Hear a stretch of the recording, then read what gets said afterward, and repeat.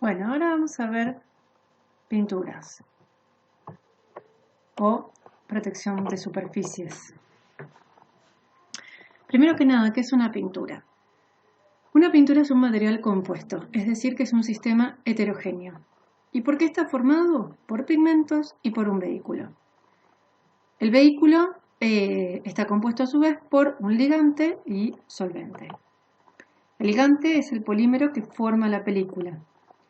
A su vez, pueden o no tener aditivos, suelen tenerlos, para funciones específicas que ya veremos. Y el tema es que a partir de la aplicación de una pintura que suele ser líquida, lo que tenemos como resultado es una película sólida que es la que efectivamente va a proteger a nuestra superficie. Los pigmentos pueden ser funcionales o extendedores. Funcionales decimos en función, valga la redundancia, de la función que tienen. Pueden ser opacantes, es decir, para darles distintos colores, anticorrosivos, antimicrobianos, etc. Y los extendedores ayudan a formar la película. Un barniz es básicamente una pintura sin pigmento, es decir, está compuesta por ligante y solvente. Los solventes, y los vamos a llamar solventes a todos, algunos son propiamente disolventes, es decir, que disuelven, que mantienen a los pigmentos en solución, o pueden ser diluyentes, ¿sí? Son de bajos costos y aumentan la velocidad de evaporación, pero en estos casos tenemos a los pigmentos en dispersión, no en solución. Vamos a ver ahora los factores que influyen en la protección de estructuras mediante sistemas de pintado. Los distintos factores van a ser primeramente el medio, es decir, de qué quiero proteger la estructura, qué tan agresivo es el medio en el que la estructura está inmersa. Eso lo vamos a ver más claramente con la aplicación práctica en un ejercicio. Después vamos a tener el esquema de pintado, que se refiere a qué tipo de pinturas vamos a usar y cómo. ¿Vamos a usar un solo tipo? ¿Vamos a usar más de uno? ¿Cuántas capas? ¿Cómo las vamos a combinar? También va a influir obviamente la calidad de las pinturas, pero antes que eso va a influir tal vez más la preparación y el pretratamiento de las superficies. Y también el método de aplicación de la pintura y la calidad de la mano de obra. Vamos al esquema de pintado. Primeramente, ¿qué tipos de pintura podemos tener? Podemos tener base solvente, base acuosa, curables por radiación, de altos sólidos, en polvo o sin solvente. Las clásicas son las bases solvente, pero como tienen problemas ecológicos y también para los aplicadores, son nocivas, digamos, la gente que se dedica, los pintores profesionales que se dedican a esto durante toda su jornada laboral, realmente se ven expuestos a respirar solventes durante tiempos muy prolongados. Entonces, por eso se desarrollaron todas las demás básicamente, pero las que tal vez ahora estén en mayor auge son las de base acuosa, que realmente para los operarios, para los que aplican la pintura, son mucho mejores. Siguen, sin embargo, teniendo serios problemas ecológicos en cuanto a cómo es la producción de esa pintura, la fabricación de la pintura. Y las demás no están tan desarrolladas. Ligantes. Los ligantes son los que realmente forman la película. Mantienen ligado a los pigmentos y se adhieren al sustrato. Son los responsables de la transformación líquido-sólido y pueden ser aceites de origen vegetal o resinas. Las resinas pueden ser naturales, como la colofonia, que viene del pino, o sintéticas, como normalmente lo son. Y aquí tenemos las más comunes subrayadas, como las alquídicas, las epoxídicas y las poliuretánicas, pero también hay resinas que se utilizan para hacer pinturas, como las fenólicas, las de caucho clorado, las vinílicas y las siliconas. Las resinas alquídicas pueden ser cortas, medias o largas en función de los ácidos grasos, es decir, recordemos que las pinturas son básicamente polímeros, ¿sí? Entonces las cadenas de los polímeros que están formando esta pintura, en este caso van a ser ácidos grasos, van a definirme en función del porcentaje qué tipo de resina alquídica tengo. Tienen buena flexibilidad, buena adhesión y buena solubilidad y curan o secan por reacción con el oxígeno. Cuando hablamos de curado, estamos hablando de que estas cadenas de polímero que estaban sueltas, que estaban disueltas en un medio líquido típicamente, se van a entrecruzar y generar un termorrígido. A eso es a lo que nos referimos cuando hablamos de curado o secado.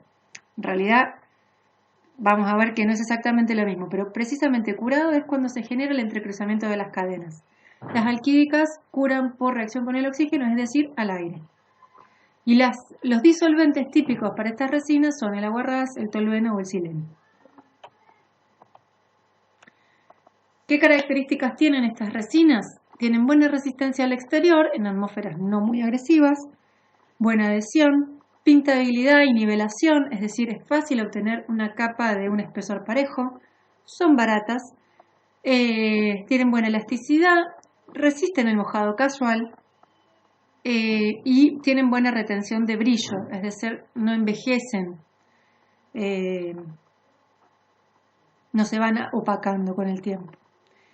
Entonces, el campo de aplicación típico de estas resinas es para los esmaltes sintéticos, que pueden ser decorativos o protectores, típicamente todos los que se utilizan en las casas, digamos, y para pinturas anticorrosivas, pero incluso se pueden utilizar para medio marino solo para la superestructura, es decir, la parte que no está sumergida. ¿Por qué? Porque solamente resisten el mojado casual, ¿sí? No resisten la inmersión continua. Y tampoco resisten pigmentos básicos, esto tal vez a nosotros no nos incumba tanto, pero está hablando de si los pigmentos que se utilizan para dar color son ácidos o básicos. Vamos a estar limitados en tal vez los colores que podamos conseguir, o los costos con los que se consiguen esos colores. En segundo lugar, dijimos que teníamos las resinas epoxídicas, ¿sí? Típicamente van a venir en epoxis de dos componentes. Por un lado vamos a tener los polímeros, que pueden ser como están puestos aquí, y por otro lado vamos a tener las aminas, que son los agentes de curado. Al juntar los polímeros con las aminas vamos a tener el entrecruzamiento. Típicamente vienen así en dos latas. Se genera la mezcla de las dos latas previo al pintado y esto hace que tengamos una vida útil para la aplicación. Si vinieran mezcladas, fíjense que el tiempo de curado es de 7 a 10 días. El curado es cuando se genera el entrecruzamiento.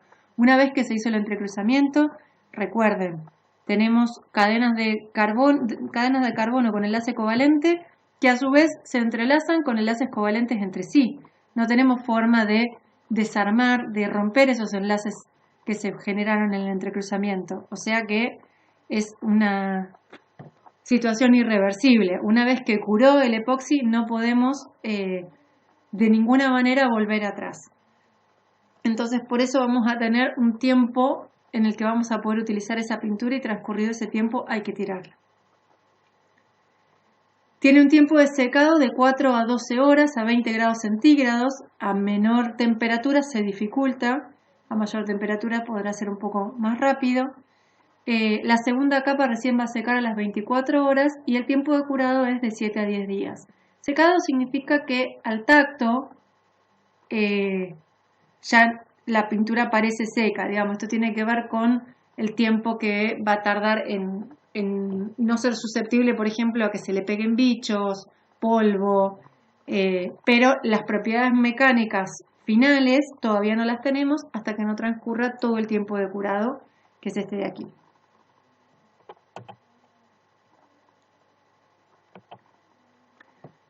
¿Qué características tienen? Bueno, son de fácil aplicación, secan rápido, pero el curado es lento, pero bueno, que sequen rápido es una gran virtud porque podemos incluso manipular con cuidado la estructura o lo que sea que hayamos pintado y ponerlo a salvo hasta que termine de curar, pero no hay que esperar tanto tiempo hasta que seque. Son muy resistentes al agua, a los productos químicos y a los disolventes. Esa es su principal característica y bueno, y también la alta resistencia mecánica que tienen, tanto al impacto como a la abrasión. Tienen muy buena adherencia, muy buena flexibilidad y muy buena dureza. Es decir, que no son pinturas que se salten si están bien aplicadas. Acá vemos una foto de una cancha de squash que tiene una capa epóxica de resina epóxica arriba. Fíjense la resistencia que tiene. En este caso es resina sin pigmento, ¿sí? Pero lo mismo obtenemos, las mismas propiedades mecánicas cuando usamos una pintura de base epoxídica. Si tienen problemas de adhesión en el repintado, o sea, una vez que se pintó una determinada estructura y supongamos que se degradó porque no fue al medio que debía ir, digamos, o porque cumplió su vida útil y hay que repintar la estructura, la verdad que es todo un problema, digamos, eliminar o tratar la superficie como para volver a pintar adecuadamente.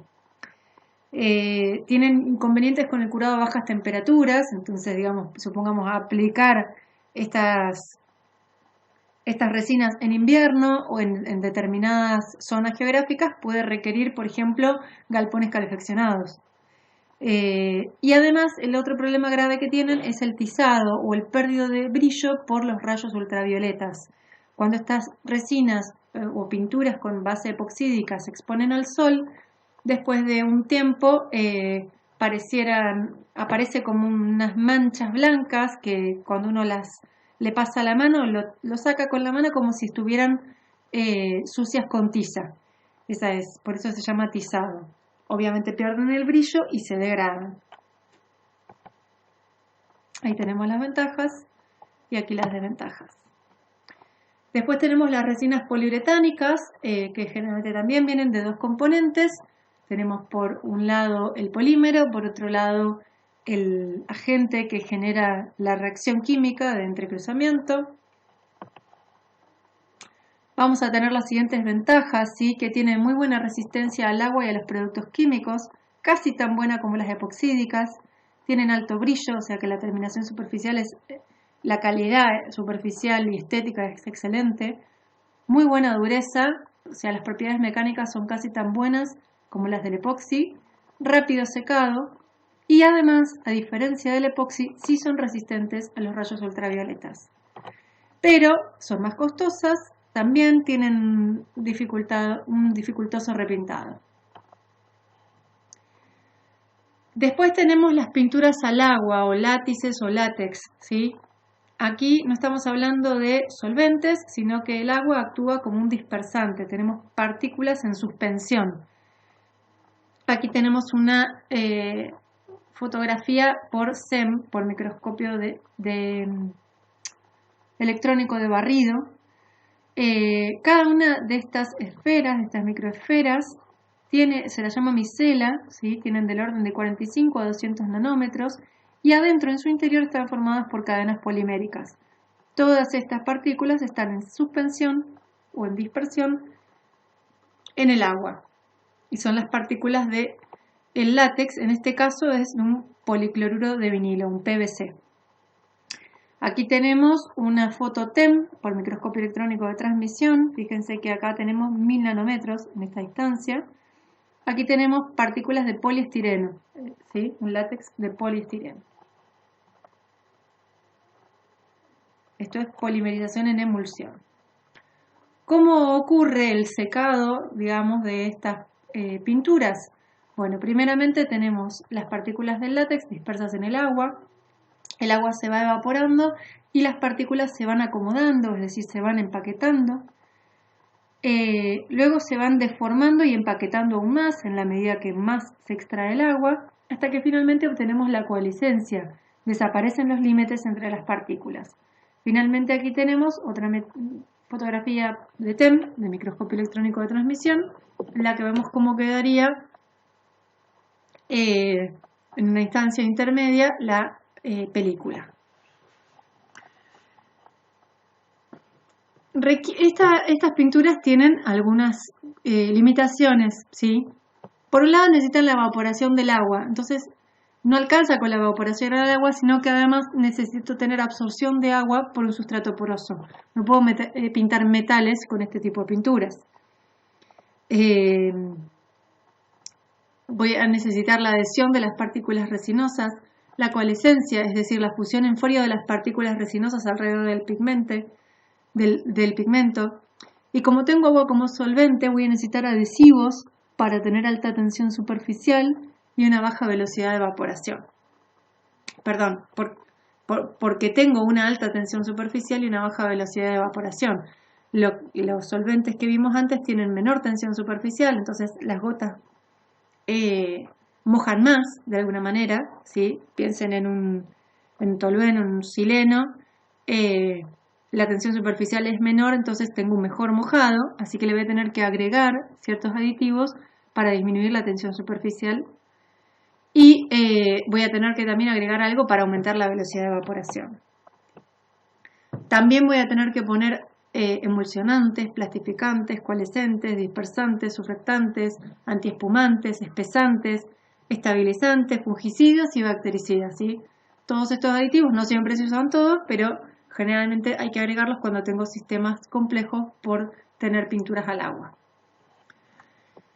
Resumiendo el uso, si tengo una estructura poco expuesta, obviamente, como les dije, hay infinidad de opciones de pintura, pero en lo que es el uso más común, si nosotros nos salimos de los usos comunes, generalmente vamos a estar incrementando el costo y también teniendo poca mano de obra calificada que la pueda aplicar. Entonces, la mayoría de las situaciones se resuelven con estas cosas. Habrá problemas específicos en los que necesitarán obviamente ponerse a investigar y mayor asesoramiento para buscar una alternativa. Pero para estructuras poco expuestas van a poder resolverlo con resinas alquídicas, con látex, ¿sí? Para estructuras muy expuestas van a poder resolverlo con epoxi y o poliuretano. Si tenemos estructuras que están expuestas al sol, sí o sí vamos a tener que poner por lo menos una última capa de poliuretano.